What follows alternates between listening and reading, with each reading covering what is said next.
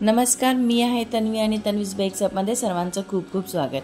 तर आज आपण बनवत आहोत बटरस्कॉच फ्लेवरचा केक आहे। हा केक बनवण्यासाठी मी यामध्ये तयार करून घेतलेला आहे बेस। पहिला त्याला 3 लेअरमध्ये कटिंग करून घेतला आणि त्यानंतर सोकिंगसाठी यूज केलेला आहे शुगर सिरप आणि स्पॉन्जवरती शुगर सिरपने सोकिंग झाल्यानंतर कॅरमेल केलेलं आहे मी पाइपिंग बॅगच्या सहाय्याने त्याच्यावर स्प्रेड आणि नंतर मग केलेली आहे क्रीम केल्यानंतर त्यामध्ये यूज केलेला आहे मी फिलिंगमध्ये बटरस्कॉचचं क्रश आणि बटरस्कॉचचे क्रंच। तसंच सेम रिपीट केलेलं आहे सेकंड लेअरमध्ये सोकिंग केलं, नंतर त्यावरती कॅरमेल लावून घेतलं आणि क्रीम लावून घेतली, क्रीमवरती नंतर क्रश आणि क्रशसोबत क्रंच आणि नंतर आपण फायनल जे वरती लास्ट लेअर लावून घेतलं त्यालाही मी शुगर सिरपने सोकिंग करून घेतलं आणि त्यालाही आपलं कॅरमेल लावून घेतलं पाइपिंग बॅगच्या साहाय्याने आणि क्रम्बल कोट रेडी करून घेतलं। क्रम्बल कोट रेडी झाल्यानंतर फ्रीजमध्ये सेट करायला ठेवून दिले 10 ते 15 मिनिटांसाठी। त्यानंतर आपण त्याला फायनल कोटिंग करत आहोत लाईट येलो क्रीम कलरने।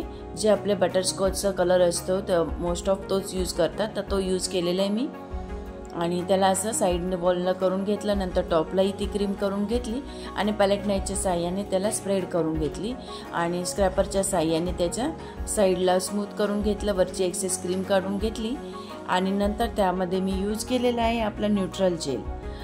न्यूट्रल जेलमध्ये मी थोडंसं पाणी यूज केलं आहे आणि ब्राऊन कलर आणि थोडासा लाईटली येलो कलरचा यूज करून न्यूट्रल जेल तयार करून घेतलं। त्याचं टॉपला टाकून घेतलं, पोर करून घेतलं आणि नंतर मी असे त्याला साईडला ड्रिपिंग करून घेतल्या आणि नंतर त्याला वरती पॅलेट नाईफच्या साहाय्याने स्विरल पॅटर्न करून घेतला आणि जिथे जिथे मला ड्रिपिंग दिसले नाही त्याला स्पूनच्या साहाय्याने करून घेतलं आणि थोडंसं टॅप केलं।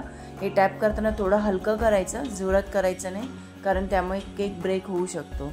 आता आपण डेकोरेशन करत आहोत। डेकोरेशन करण्यासाठी मी यूज केलेलं आहे व्हाईट कंपाऊंडला असं क्रेट करून घेतलेलं आहे आणि असं वरती बॉर्डरवरती स्पूनच्या साहाय्याने करून घेतलं आणि नंतर मी फॉन्डंटचं तयार करून घेतलेले टॉपर नावाचं हे होतं आजीचं आणि मल्याळममध्ये आजीला अम्मम्मा म्हणतात म्हणून त्यांनी मला असं तयार करायला सांगितलेलं टॉपर आणि वरती मी फॉन्डंटचे बटरफ्लायचे कटर करून घेतलेले होते, त्याचं डेकोरेशन करून घेतलं।